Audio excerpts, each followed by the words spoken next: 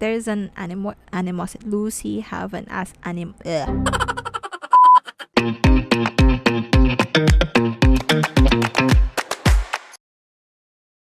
Hi guys, welcome to another episode of Random Talks. My name is Rain, and up there, somewhere, is my pet Loki na you will hear from time to time. So I apologize. Medyo high pitch yung anak ko, pero he's gonna be there. So welcome to Random Talks, where we share and talk about random stories that we find mostly on Reddit, but also on the other parts of the internet. Join me as we discuss or talk about our theme for today, which is do I say I do? So, do I say I do means yung mga stories or yung post natin today is already in the situation where they talk about marriage or already talking about marriage or already engaged, but then something happened. So, they are on a pickle. Kung itutuloy pa ba nila yung pagpapakasal or not. So, yeah. Do I say I do or do I say I don't? Thank you. Yun. So, that's our theme for today. Kasi 'di ba, wala lang. Naisip ko lang kasi yung 2024, 'di ba? Sobrang nakakaloka, ang daming naghihiwalay. This year 2024, parang before pa lang mag-start yung year, nakakaloka, ang dami nang naghihiwalay ng mga long into long relationships na like yun nga, kilala niyo na, hindi ko na kailangan banggitin. Yun. Kaya, lalo na nauuso yung engage na, naghiwalay pa, 'di ba? So, yun yung topic natin for today, and that's what we are gonna discuss. Yan. So, before anything else, let's start with our intro. For our first story, hello. For our first story, the title is DELULU Parents. Actually, for this one, deleted na siya sa Reddit. It was posted on of my chest PH, and unfortunately dinelete na ni OP. OP is the original poster. OP, it's the person who posted the post. Ayan, and the title of this one says DELULU Parents. My boyfriend's parent expect me to do the following: buy them a house para di na sila mag-rent, pay their bills or mag-give more than half of it, in a way of utang but never naman binayaran yung mga dati. Buy groceries, which OP did multiple times in the past nung nawalan ng work yung dad niya. And his mom requested at least 5K allowance. Loan a car under my name na kasi hindi na sila pwede because they couldn't pay their last car na kinuha. Utang to me whenever they need or want it. Tell them how much my earnings are because if not, hindi daw ako nagpapakatotoo sa kanila. Iasa their future to me na aahon sa kanila sa kahirapan. The list goes on. They expect me to do all those things since I am 3 years older sa boyfriend ko and ako daw ang magdadala sa relasyon namin. Di ko sila pinagbigyan and ang daming nang sinasabi like madamot ako. My boyfriend is torn kung kanino siya papanig.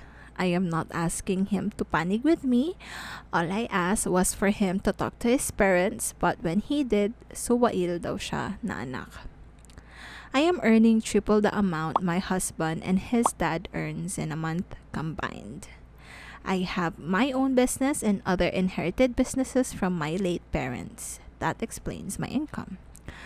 We don't normally have boyfriend or girlfriend problems. Sa parents niya lang talaga. He's been talking a lot about marriage lately, and I don't think I'm on the same page with him anymore because of his parents. Don't get me wrong, I love him, but I know you know. So guys, gora pa ba? Mag-aido pa ba si ate? Or mag-ano na siya? Mag-iskandadudu. Skandadoodle. iskadoodle. Iskadoodle na siya to relasyon na to. So, for me, wala akong masabi sa demands ng parents niya talaga. Kasi when I first read this, napakanga rin talaga ako. Sabi ko, wow, makadaman. Mas grabe pa sa anak, diba? Mas grabe pa yung demands nila sa ibang tao kaysa sa anak nila. And I do get it that we do have different ways of dealing with our family, especially with our finances. But what I know is, I mean, what I want to know is, diba sabi mo, the boyfriend tried talking to them. The boyfriend is torn, diba? Kung kanino siya kakampi. So, what I want to know is, what is the conversation that happened between the boyfriend and the parents? Kasi, diba, ano ba yung sinabi ni boyfriend? Sinasabi niya ba na wait lang. Sinasabi niya ba na nakakahiya yung mga demands? Parang ganun, sumusobra yung mga demands ng parents na hindi siya justifiable, knowing na girlfriend pa lang siya, diba? I want to know what happened and what was talked about between those conversations. Bakit suwail na agad na anak yung lalaki? And most importantly, is the boyfriend protecting you or torn siya kasi gusto niyang pumanig sa parents niya with giving in the demands nila, diba? I want to know, sana may context kung ano yung sinabi ni boyfriend and what was talked about within that conversation. Kasi doon natin malalaman, diba? Is he protecting you? Or is he siding with the parents? Ganon, ano ba yung sinabi niya? Bakit sinabi na suwail? Sinabihan ba sila na nakakahiya sila? Ganito yung demand? Or did they say na, wag kayong I want to know. I really want to know. But sa totoo lang, for me, I think it's already a red flag. Kasi you have to remember that marriage is also a union of both families, diba? So if you're gonna have a rocky relationship with your in-laws, I think you're gonna have a rocky marriage. So, malaki kasing part ng buhay ng partner mo yung family niya. And you have to know kung anong klaseng family dynamic din yung meron sila. Kasi dun makikita kung anong klaseng upbringing yung ginawa dun sa kanya. Though hindi lagi but most of the time, yes. And kung ganun na rocky yung magiging relationship mo with the in-laws, paano kaya pag sa future, diba? If your boyfriend is already torn now, kung kanino siya kakampi, what more sa future? Kung hindi ka na niya kayang protektahan na, what more sa future, diba? And, yeah, medyo nakakahiya talaga. Nakakahiya talaga yung demand ni mother na may allowance 5K. Sana all, diba? So, yun. I think for me, I wouldn't, because for me, it's important for me to have a good relationship with my in-laws. Kasi, if you don't, your relationship with your marriage would be unstable as well. Yun lang yung for me. Plus the demands, medyo nakakahiya kasi remember, sabi niya, utang to me whenever they need or want it. So, it's already like an expectation just going in pa lang sa marriage or talking about marriage na. So, it's a huge, huge red flag. But, let's go ahead and read some of the comments here. Sadly, I cannot explore na. I only have a few. But, I think this is enough. Wait lang. Okay. One commenter here says, Run, ang kakapal at least alam mo na agad yan bago kayo ikasal or kung ikakasal nga kayo. And there was one comment here where the OP responded, sobrang taas ng pangarap ng parents niya na need mong gawin. I don't think it's worth it kahit pababain pa ng BF mo kasi magiging mataas pa din kaysa sa normal na parents. Daig pa kidnapper sa demand para palayain ang anak nila, haha. Wag mo na pakasal, lalong wag magpabuntis. Run if you can. And OP here responded or replied to the comment, his parents always say na buntisin niya na ako, lol, or always na nagpaparinig na ang tagal naman daw nila ang mabigyan ng apo. Diba? Kasi pag nabuntis ka na, locked in ka na. Yep. And someone responded to OP's comment. Sabi niya, crazy, but whatever you decide on, tita, never make a joint account or never give details of any of your bank account kay boy. Better be careful kahit mabait si guy than get burned sa future by betrayal. Gosh. And then OP again responded to that comment saying, I saw his mom's messages dati sa kanya na di niya daw ba ma-access online banks ko or if pwede ba hiramin nila credit card ko tapos wag na lang ipaalam sa akin. I cannot hiramin yung credit card, i-access yung bank. No, ate ko na. You will be financially abused in this relationship, not by your boyfriend but the in-laws. Kung sakali. So, go. Sabi dito ng isa pang commenter, you still want to stay while your BF's position is torn kung kanino siya kakampi? Sorry for sounding mean, but if you stay while expecting na magbabago ang parents niya, di lang sila ang DELULU niyan. And then OP responded to that comment saying, I booked a flight na, leaving him for good. Yay! I've been vocal about leaving the past few weeks and although he doesn't agree at all, wala na siya magagawa. Good, ate, good. Wait lang, sorry, walang emotion na, hindi ako makapag-ingay. Good, ate, good job. Good job. Here's a cake. Chok. Ayun si Loki. Loki.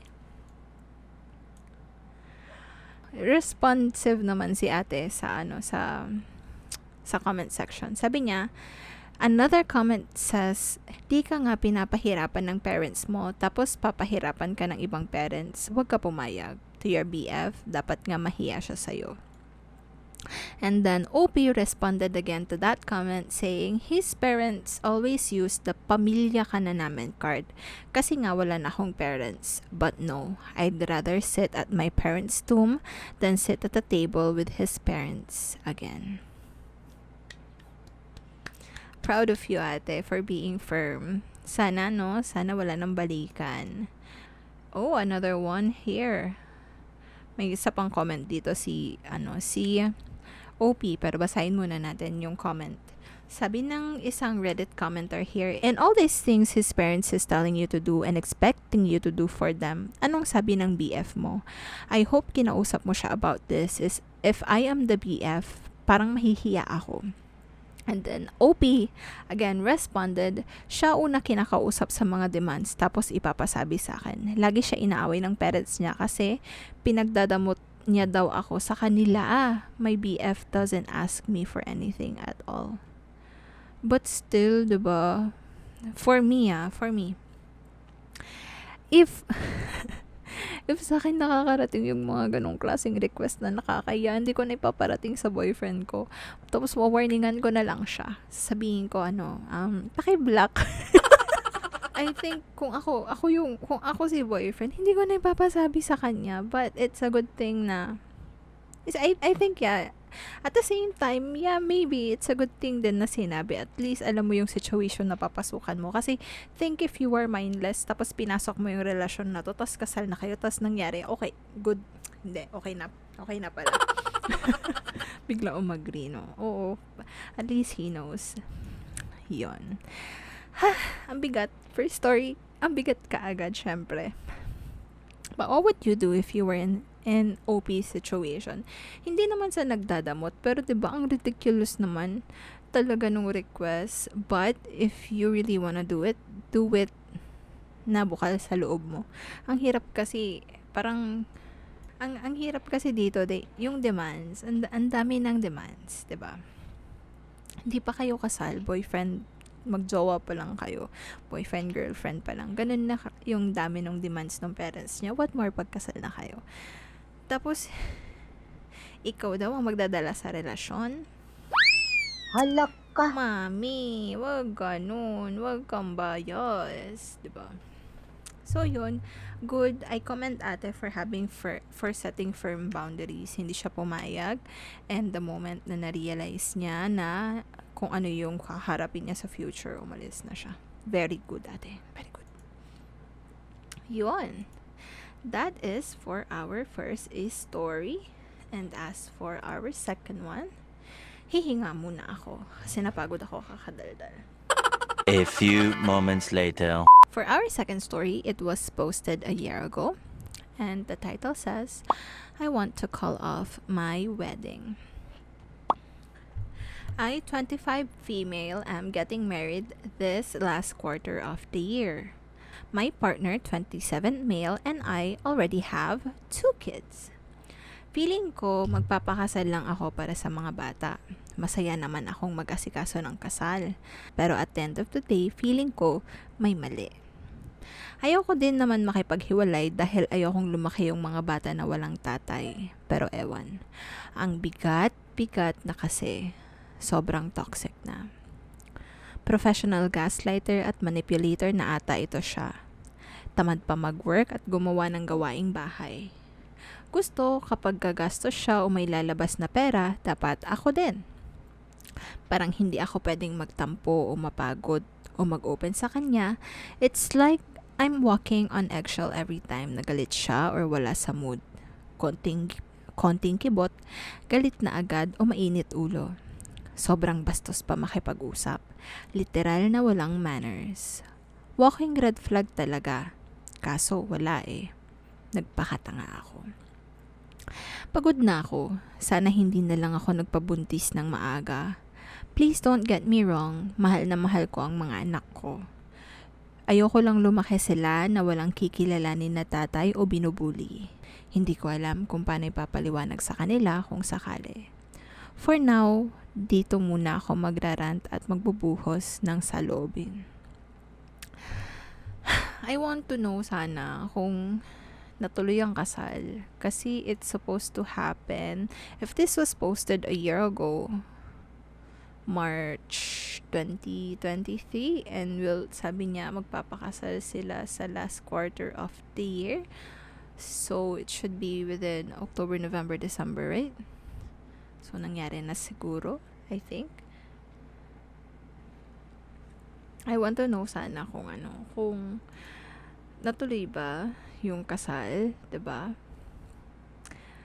Pero kung kayo ba yung nasa situation ni OP, tutuloy ba kayo? Tutuloy pa ba kayo? Kung ako to, I would say aalis na ako. Aalis na ako kasi hindi na ako masaya eh. And the only reason to get married is the kids. Well, okay, don't get me wrong. I am not an advocate of broken families, ha? Baka sabihin niyo, ang hilig-hilig mong mag-advise na mag-cut off, ganon, iwanan. I am not an advocate of broken families. What I am advocating here is mental health, 'di ba? And valid naman talaga yung reason na magpakasal para sa mga bata. Ang hindi maganda is that's the only reason to get married. Just because of the kids. Wala nang ibang dahilan. Hindi dahil happy ka, hindi dahil you're at peace in the relationship, hindi dahil you have respect. No, you just want to get married because of the kids. That's the only reason, and hindi ka na masaya. So yun, I'm not advocating na iwan nyo yung mga asawa nyo. I think we as a woman have a lot of patience when it comes to men, especially in staying in a relationship kahit hirap na tayo. And that kind of resilience dapat binabawasan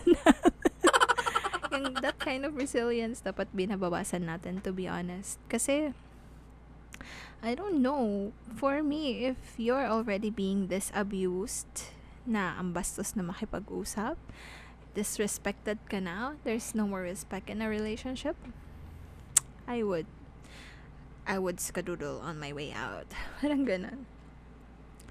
Now, okay, sasabihin na naman natin yung reason niya is ayaw niya kasing mawalan ng lumaki yung mga bata na walang kinikilalang tatay or mabully. I don't think bullying ng bubuli is uso pa ba, guys? Uso pa ba sa school to, yung binubuli dahil walang tatay, walang nanay, ganon? I don't think so. I think in this day and age, normal na siya. To the point na getting the statistic, there's always a few people na ganon. So, I want to know. gusto ko tuloy mag-conduct ng research. Gano pa ba kalakas yung impact coming from a single parent household, being an only child or being raised by a single parent. So I want to know, does it affect yung social life, yung school life? Diba? Do they still get bullied? Baka meron kayong research dyan, patan naman. I want to know. Tsaka also, guys, remember, you're raising a child, so you're setting an example. Sabi nga nila, diba, your family is supposed to be your role model when it comes to love. So, ang pangit na nakikita ng bata na nabubog ka, nasisigawan ka, habang nire-raise mo yung bata, ganun yung nangyayari. There's pagtitiis, ganun. Ang hirap na you're raising a child, tapos yung image of love na pinapakita mo sa kanila is pagtitiis, kahit na verbally abusive na. What if dumating yung panahon na yung anak mo na yon nag-asawa, tapos yung asawa niya minumura na rin siya, sinasaktan na rin siya, and hindi pa siya bumibitaw because lumaki siya na yung mom niya and yung dad niya ganun yung ginagawa, and they still stay together for the sake of family. Nagtitiis sila for the sake of family, ganun. Diba? Ayokong dumating sa ganun. If I would have a kid, mas gusto ko na alam niya na maging strong, na kaya niya kahit mag-isa siya, 'di ba? Tsaka hello yung mga diyan, yung mga single mom diyan. Sila kaya yung yung mga anak sobrang appreciative kasi nakita nila na my mom raised me alone and I saw that she did everything she can para lang mabigyan ako ng magandang buhay. 'Di ba? Samantalang look at the history of those serial killers na lang. Mga ganun, yung mga offenders, ganun, mga yan. Just look at their family history and you'll see the big difference. Yun, for me, mas gusto ko pa na na umalis na lang, 'di ba? Tsaka dito kasi pumapasok siguro kay ate yung sunk cost fallacy. Alam niyo ba yung sunk cost fallacy? Yung ayaw mong umalis doon sa relationship kasi nanghihinayang ka kasi madami na kayong pinagdaanan, kahit na alam mo na if you continue, lulubog ka pa ng lulubog. Gets nyo?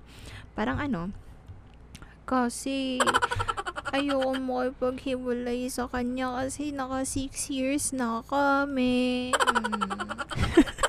Ganon. Sayang naman yung 6 years not knowing na what's ahead would be worse. Yun, feeling ko si ate is under sunk cost fallacy na nanghihinayang na siya kasi may mga bata na eh. And I get it, it's a valid reason, but I think it's not good na it's the only reason. Get married, diba? Tapos sasabihin nyo naman, bakit di lang naman love? Pero wala na kasing respect, diba? Bastos na nga makipag-usap. Yun, let's read some comments here.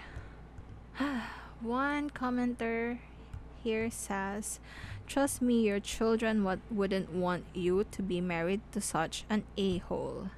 Paglaki ng mga yan, marirealize nila what an a-hole their dad is. Magwiwish yan na di na lang sana siya yung tatay nila. Do you really want that kid? Do you really want that kind of influence to your kid's upbringing? I don't think you're concerned about your kids kasi if concerned ka talaga sa welfare nila, hindi mo gugustuhin yung ganyang klaseng tao na magiging tatay nila. Mas concerned ka pa nga yata sa sasabihin ng iba na walang tatay yung anak mo. Correct. Napakaswerte mo kasi di ka pa kasal sa taong yan. Yung iba, kasal na at di na or nahihirapang nang makawala. Take this chance and do something right. Correct! Exactly. Gusto mo ba ganun yung magre-raise ng anak mo for the rest of your life? Yung pinapakita na binabastos ka? And another comment here.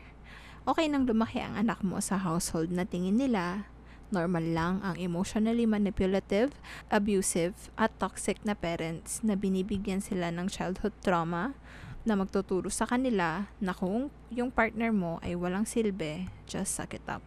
Para lang di sila mabully na walang tatay. Exactly.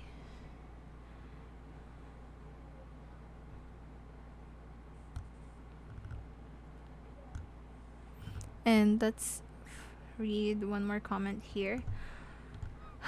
To OP, listen to your intuition. It's only there to keep you safe. You wouldn't be having it in the first place if you're doing the right thing for you. And F the people around you who might make you rethink your decision because they will make you doubt your doubts. They will probably tell you to reconsider. They will probably tell you na kahihiyan yung pag-atras sa kasal or kahihiyan maging single mother. F that. Hindi naman sila ang naaabuso, ang namamanipulate. Hindi sila ang nasisiraan ng mental health. You know what's best for you? Do it. Kasi I'm telling you, I'd rather have one whole parent na matino mag-isip and hindi ng trauma kaysa sa dalawang parents na parehong unreliable because one is a in some form and the other is the recipient of that abuse because it will affect your kids if you push through with it. Trauma is like a garbage. It's wet and garbage juice eventually seeps through when you leave it long enough. If you become even more emotionally and mentally traumatized from this relationship, it will affect your kids one way or another. Nothing is more satisfying than the truth. So that's what you should say to your kids when the time comes na you have to explain. Don't protect their father from their judgment. It's not your job. It's the consequence of his action. People will say na wag mong sasabihin yung masasamang actions ng ex mo sa'yo because your co-parent. People will say, wag mong sasabihin yung masasamang actions ng ex mo sa'yo because you're co-parenting and he's the father. But, telling the truth is not paninira. Don't lie, don't embellish stories, and don't dodge the questions if it comes up in the future. You're 25. There will be more to life. Marrying that guy is not the only path. Correct. I couldn't have said it any better. That's that. Diba? Ay. If I were you, OP talaga, I would bye-bye. So, sana hindi tumuloy si OP. Sana hindi siya tumuloy sa kasal. And he knows what's best. She knows what's best for not just her, but the kids. I'm so sorry, there's been a technical error. Nakalimutan kong i-on yung mic ko. So, there was a separate recording. So, wag kayong mabibigla if there are changes in the angle, the face, the outfit, and whatnot. So, yeah. Enjoy the rest of the episode. Anyway, let's move on. Napagod ako dun sa post na yun. Again, when in doubt, don't. Wag mo tuloy, sis. Diba? And this one is a long one. And actually, there's an update. For this one, walang comment. Pero, the good thing is, the OP posted it in several sites. Walang comment kasi nung January, yung Off My Chest, lahat ng threads nakalock. Pag nakalock, ibig sabihin, hindi open ang comment section. So, yun, si Loki natutulog doon. And the title says, 2 weeks before my wedding, my best friend confessed that the reason why me and my fiance got together and will be married is because of her. Throwaway because alam ng mga taong involved ang main account ko. I don't know what to do. 3 araw na akong walang tulog dahil dito. I need to get this off my chest dahil kung hindi, my heart might explode. This was posted 2 months ago, ha? So, let's start. So, my wedding is on the 19th and my bachelorette party was last Saturday and was organized by my best friend, Lucy. I partied with my bridesmaid and had some shots and they were so excited for me marrying the love of my life, Erwin. We've been together for 3 years. After the party, everyone was wasted and went home so naiwan na lang kami ni Lucy sa Airbnb. Hindi naman ako nalasing but medyo tipsy lang so I help her clean up kasi doon na rin ako matutulog sa B&B kasama siya. While cleaning, she is silent which is very not her. She was very active during the party so I thought napagod lang siya. So I told her I can finish up and she can rest. So she went to the bathroom and habang naguhugas ako, pinuntahan niya ako sa kusina. She told me that she needs to tell me something. So I stopped what I was doing. There, sinabi niya sa akin, she's sorry. She did not expect na yayayain ako magpakasal ni Erwin dahil it was a bet gone wrong. I was confused and I asked her to elaborate. But what she basically told me is that when I first introduced them to each other, she and Erwin had a bet na if he can get me to marry him, she will exclusively date him. Their relationship was toxic, so they have these constant breaks. But on this particular break, she allowed him to date anyone. That's when Erwin and I met. When I asked her kung bakit ngayon niya lang to sinabi sa akin, she said that she felt guilty. She didn't want to hurt me, but she didn't want to take full accountability and acknowledge Erwin's part in this. She was trying to convince Erwin to come clean together, but he refused and told her that the bet was long gone because he was genuinely in love with me already. I asked her if she still has feelings for Erwin. She answered yes, and she realized how good of a man Erwin is now. When I asked if Erwin knows how she feels about him, she answered no. But if I allow her, she'll confess her feelings for him. At that point, I just left. I had no energy left, even if I want to slap her at the moment. I feel so played and betrayed and humiliated. The 2 closest people in my life made me a pawn to their sick games. I don't know what to do, where to start. I'm so confused. It's been 3 days and I haven't told anyone yet. Not even Erwin, who is in Hong Kong. Not even my parents. Lucy hasn't tried to contact me and I think she didn't say anything to Erwin. The wedding is in 2 weeks. How do I face this? Whew! Teka lang, magwa-water ako. Kailangan ko kumalma.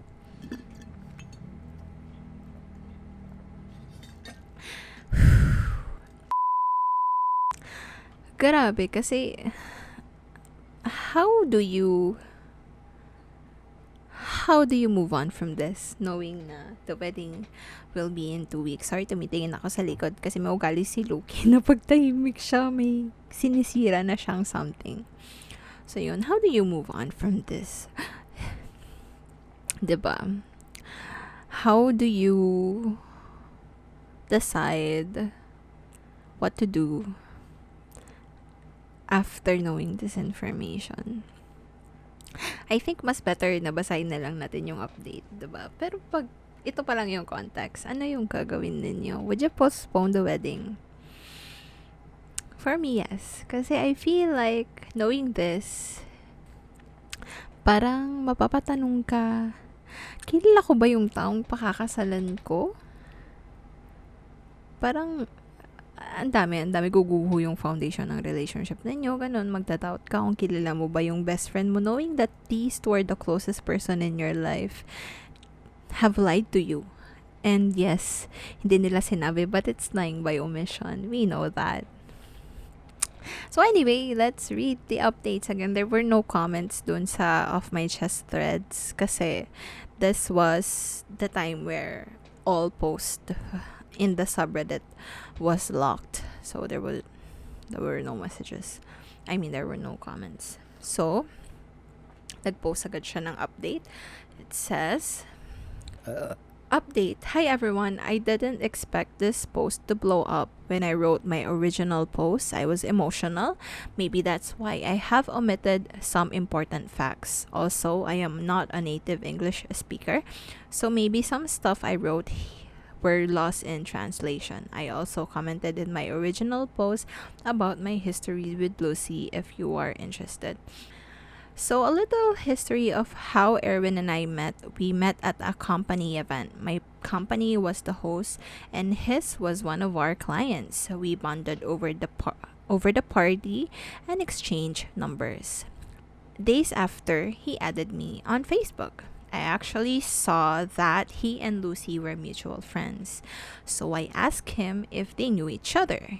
He answered yes, and they met during their internship days, but they weren't close.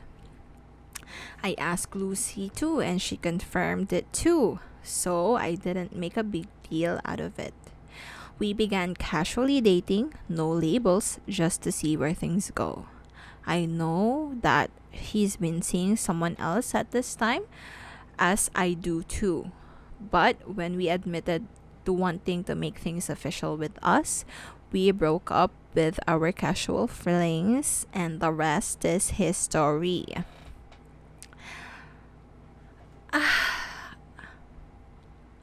I appreciate everyone who reached out. Thank you for your kind messages, and it made me realize to think of my situation logically, so I did. And yes, Erwin and I already talked. I picked them up at the airport yesterday and told him about Lucy's confession. He went pale, but he was calm. He told me to ask everything I want to know, and he will answer truthfully. I'll try to summarize everything here. Gumagalaw yung table ko! Number 1. Did he know that I was Lucy's best friend when we met? No. They didn't talk much about their personal lives when they were together, but he knows that Lucy's best friend is my name. But when we met, he didn't really put the two pieces together. Number 2. How long were they dating before we met? He did not keep count because they were on and off again, but they were casually seeing each other for around 4 months before we met. In his mind, they were never official as they didn't label their relationship. He did try to pursue her, but she kept messing up with his head, so when she allowed him to date when they were on a break, he thought it was his way out. 3. Did they really bet on me? Yes. He did not take it seriously. He also did not initiate it. 4. When did the bet happen? It happened days after I introduced him as my friend to Lucy. He admitted that since we were not exclusively dating, he still sees Lucy. Lucy initiated the bet, and if he does win, she will know that he is mature enough to seriously date. Huh? 5. When did they end their relationship? A month or so before we made our relationship official. He already broke things off with Lucy because he was starting to fall for me. Lucy took it well and did not even bring up the bet. Why all of a sudden Lucy brought up the bet? Lucy started bringing it up after we made our engagement official.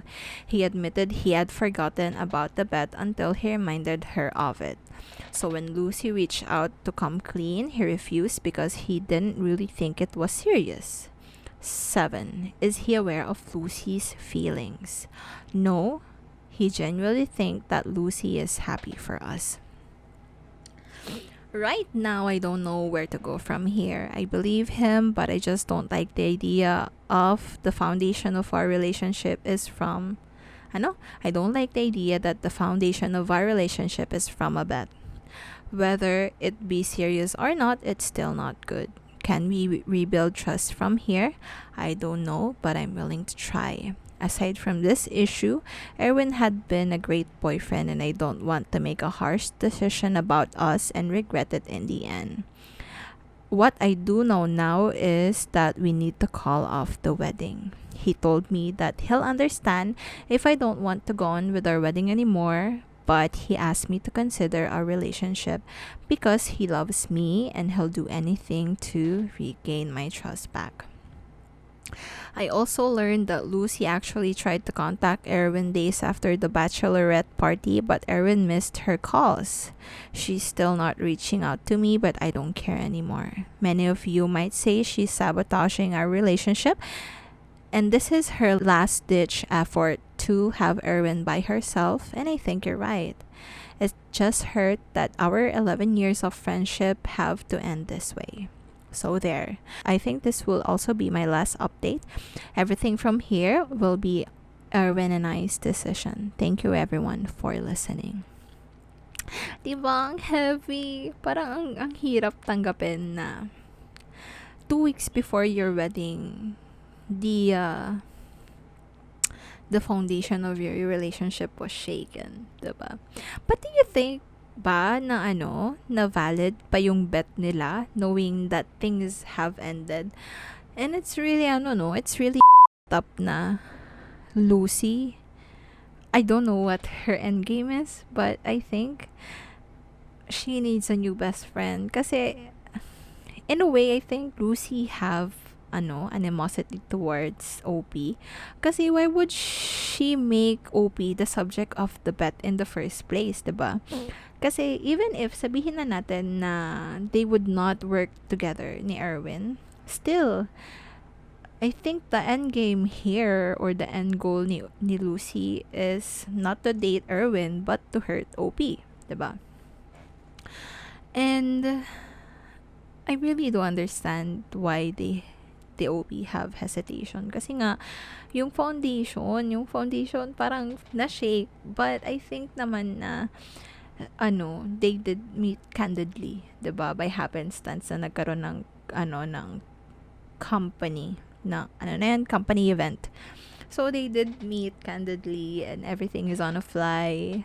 At least we know that part is good na hindi naman intentionally na okay magkakaroon ng event. Mamimit mo yung best friend ko. And remember, the bet was bought up after na pinakilala na ni OP si Erwin kay Lucy as a friend, not knowing that they already know each other. Sorry, Katingo. But still, I understand na despite all the information here na they decided to call off the wedding. Kasi in the end,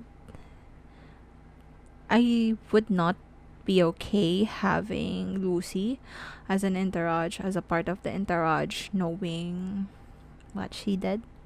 And it's an outright, the end game, either way, was to hurt OP, diba? And sana naging smart si Erwin na nung na-brought up na sa kanya ni Lucy about the bet, sana inunahan niya na, diba? That would be like after the engagement, diba? Sana inunahan niya na he became smart para hindi umabot ng ganito 2 weeks before the wedding bago niya nalaman. And yeah, for me, I think the bet was already voided when he broke things off with Lucy. 'Diba? For me, the bet was already off kasi he broke things up with Lucy. Therefore, he is going in with the pure intention of falling in the... That's just for my opinion ko lang to. If you have any other opinions, I wanna know what you think. Comments! Nandiyan yung comment section for that reason. Anyway, let's move on. And, okay. For our last story, it says it was posted 2 months ago as well in Off My Chest, and the title is Engaged na ako 1 week pero ayoko na. Context, we got engaged a week pa lang and now I feel like I won't go through with it already. She was a different person prior to engagement. Sobrang bait and understanding, mahinhin, pero after the engagement last week, she calls me FU, TI mo, etc. I never raised my voice, called her names. Mahinhin akong tao. She is the complete opposite. Okay. Petty fights. Nagtampo lang ako kasi I felt dry na siyang kausap. When I asked her bakit, she was pissed. I asked her, ba't galit siya? And she yelled at me saying na hindi nga ako galit. Don't assume. Dapat ba may feelings yun kasi may exclamation point? Hindi nga ako galit. Don't assume. Sabi niya. Tapos tuloy yung usapan. Then she assumed I was laughing and I told her na hindi ako makalove sa ganitong sitwasyon. Ikaw din pala nag-assume. She yelled at me, F you. Red flags. Number 1, I called her for 2 nights every hour and messaged her para mag-usap kami. I did not sleep for 2 nights. Nagmukha na akong desperate, but she ignored me. She later on posted on IG for a friend, a can't wait sa tequila shot, beb. Excuse me. Number 2, she told me she was a virgin, pero when we did it, she was not. And dun na siya nag-explain why she lied. Sana sinabi kong bakit nag-lie, no? Marami pa akong masasabi pero hahaba na masyado. We will see each other January 3.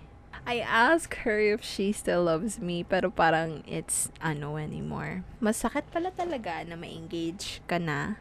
Doon mo pa makikita yung ugali niya. We're only 8 months into our relationship. So yes, it's so short to be engaged agad. She was making parinig na and I wanted her to be happy. So I did propose and she said yes. Nasabi niya agad sa magulang niya and friends niya. Now I am lost. It's so heavy sa akin pero siya tequila shot lang inaabangan, ignoring me. Update. May update na agad. Tapos na pala yun. Pero may update siya. Update, she left me. She called kanina over the phone and told me she wants out already. It's okay, even though it was very, very painful. From a petty fight na sinisi niya lang ako to not taking my calls to a breakup na engaged na kami. She says a friend will return the ring to me. Mag-New Year na and I'm all alone in my room thinking how can I move on from this and the shame. Sobrang sakit. Gusto ko na lang mawala. I still love her despite sa mga ginawa niya sa akin. Pinabalik-balikan ko na lang yung comments niyo as to why I should not go back to that road anymore. Ubus na ako. Ay, alam mo kuya kung ano yung mas masakit kesa doon sa malaman yung tunay na ugali niya after engaged ka na. Yung malaman mo yung tunay na ugali niya after yun na magpakasal, diba? So be thankful you dodged a missile just thinking about this. Hindi siya bullet. You did not touch a bullet. You did dodge a missile. Diba? Pero ito yung nagiging problema talaga in only doing things that she wants to make her happy. Yung hindi niya kasi, diba nagpaparinig na nga si ate girl, hindi niya kinonsider na want niya na ba? Gusto niya lang gawin kasi want na ni ate girl. Don't do it unless gusto niyo na rin. And marriage is a serious thing ha. Lalo sa atin, lalo sa Philippines na walang divorce. Diba? I also noticed na ang short pa, though madami naman talagang mag-a-attest na wala sa tagal yan, it would still be nice to get to know your partner very well before a lifetime commitment, diba? Kaya for me opinion ko lang to. In favor ako sa live-in. Sorry but that's just my opinion. Kasi, 'di ba sabi nga nila, you only get to know the person more thoroughly once you started living together under one roof. Akala nila since the man is very quiet, very clean, very ganito, ganyan. Pagdating pala sa bahay, balahura, ganon, 'di ba? Alak ka. Doon makikita lahat. So, yun din lang. Sana for me, magkakaiba naman tayo ng timeline. Pero I think 8 months is way too short to decide. I mean, magkakaiba nga tayo ng timeline. Pero 8 months, I think, was way too short for them. I don't know their age. Wala yung age nila, no? Yeah, wala yung age nila. So, yun, I also think this is a case of thinking it's what you want. Si ate girl, iniisip niya siguro na na gusto niyang ma-engage. But the moment na tinanong na siya and she said yes, dun nag-sink in na, shoot, hindi pa pala ako ready, I think. Kaya ganun yung naging reaction. It went downhill from there. Parang nagkaroon ng pressure. Paano ba? Parang hindi ko gusto to. Parang feeling ko ganun yung nangyari. But anyway, kuya, I hope this serves as a lesson for you the next time you fall in love, 'di ba? Huwag mong mamadaliin, huwag mong gagawin kung hindi ka sure na gusto mo rin. It's good to make your partner happy, but it's a two-way street, Na dapat if gusto niya, gusto mo rin. Busisihin mong maigi yung tao at i-consider mo, wag lang yung gusto niya nga, kundi yung gusto mo rin. We don't have the same timeline. I get that. Pero, choosing a partner is hopefully or ideally the rest of your life. So, sana we also take time to get to know them and to thoroughly decide if this would work for you. Ganon. So, that's it. That's it for our episode for today. What do you think? What do you think? Meron ba dito sa mga OP na to or sa mga stories na to na you think should still say I do? Or they should say I don't and run away na? What do you think if you were in their situation? Let me know in the comments below, and please do like, share, and subscribe if you can. If not, that's okay. I appreciate you just reaching this far along the podcast, knowing na ang haba nito this time. But again, I appreciate you. Either you subscribe or not, it's okay. Just go with the flow. But if you do, I would appreciate it. Anyway, that's all. Thank you so much, and I'll see you guys on the next episode, kung kailan man yon. See ya. Bye.